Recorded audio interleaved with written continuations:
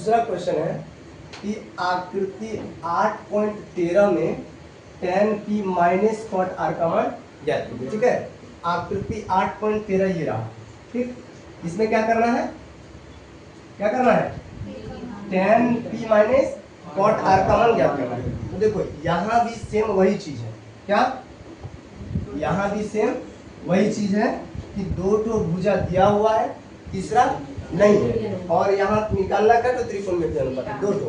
तो जब भी दो ठो हो तो तीनों की जरूरत पड़ सकती है, तो तीनों की जरूरत पड़ सकती है, तो जो तीसरा नहीं है उसको निकाल लेंगे। तो अब ये डिसाइड करो कि तीसरा जो भुजा नहीं दिया हुआ है वो क्या है, बी है या बी है या एच है। क्योंकि देखो एच यहाँ दिया हुआ है, समकोण के सामने वाली भुजा एच है, लेकिन ये पी और ये बी हो सकता है, या ये बी या ये पी हो सकता है ना। तो दोनों में से कोई कुछ भी हो सकता है क्योंकि बदलता रहता है। जैसे पी के लिए ये हो जाएगा पी, और फिर आर के लिए ये हो जाएगा पी, पी के लिए ये हो जाएगा बी, और आर के लिए ये हो जाएगा बी। तो यहाँ पर मेन चीज ये समझना है। अब ध्यान दो,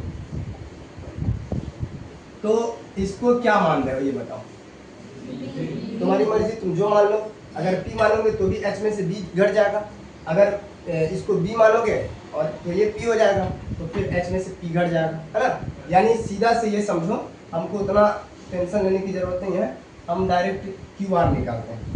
ठीक है ना, डायरेक्ट क्यू आर, पी और बी एच को छोड़ो, तो क्यू आर निकालो डायरेक्ट। क्यू आर बराबर हो जाएगा रूट अंडर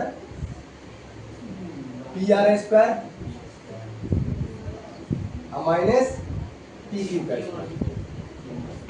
अब समझो ये हम क्यों लिखे, देखो ध्यान से। क्यू आर या तो पी यानी या तो लंब होगा या आधार होगा। तो अगर आधार निकालना हो तो भी रूट अंडर में कर्ण स्क्वायर में से लंब घट जाएगा, अगर लंब निकालना हो तो रूट अंडर में कर्ण स्क्वायर से आधार स्क्वायर घट जाएगा, है ना। तो हम सीधे क्यू आर लिखे हैं, ठीक, और ये कर्ण है तो इसके स्क्वायर में से इसका स्क्वायर घट जाएगा, तो ये निकल जाएगा। अब समझ, तो इसीलिए क्यू आर यहाँ लिखे हैं। उसके बाद एच स्क्वायर यानी कि पी आर स्क्वायर माइनस क्या है ये बी यानी क्या पी क्यू का होल स्क्वायर हो गया। अब देखो पी आर का मान बताओ कितना है, 13 का स्क्वायर, और फिर माइनस 12 का स्क्वायर, ब्रैकेट नहीं है, ठीक है।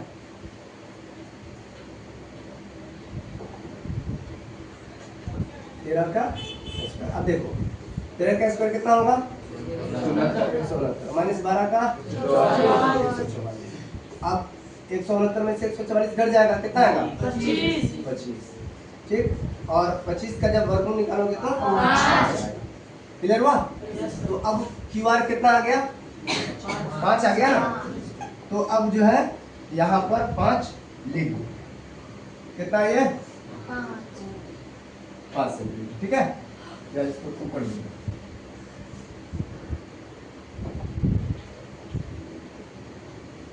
क्लियर हुआ। चलो अब ध्यान देना, अब निकालना क्या है, tan p minus cot r। तो tan p minus cot r को ध्यान से समझना, माइनस cot यही है ना। तो tan p, पहले tan p और माइनस cot r दोनों का मान निकालो। तो tan p यानी कि tan का फॉर्मूला क्या होता है, P बट्टा B। तो P बट्टा B किसके लिए, P के लिए। तो P के लिए P ये होगा और बट्टा B ये होगा, है ना। यानी कि क्यू आर बट्टा पी क्यू, क्यू आर बट्टा पी क्यू। अब माइनस से तो माइनस दे दो, कॉट आर, तो कॉट का फॉर्मूला क्या होता है, B बट्टा P, है ना, इसका ठीक उल्टा।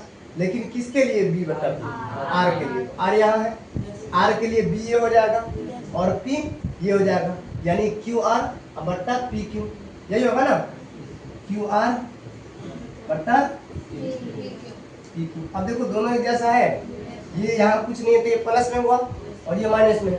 तो जब दो एक जैसा चीज हो, एक प्लस में हो एक माइनस में हो, तो कट जाता है, बराबर क्या आ जाएगा, ठीक है। तो इसका क्या मान आएगा, आपको जरूरी नहीं है कि मान लिख करके ही तुम काटो, ऐसे ही कट रहा है तो काट सकते हो, ठीक है।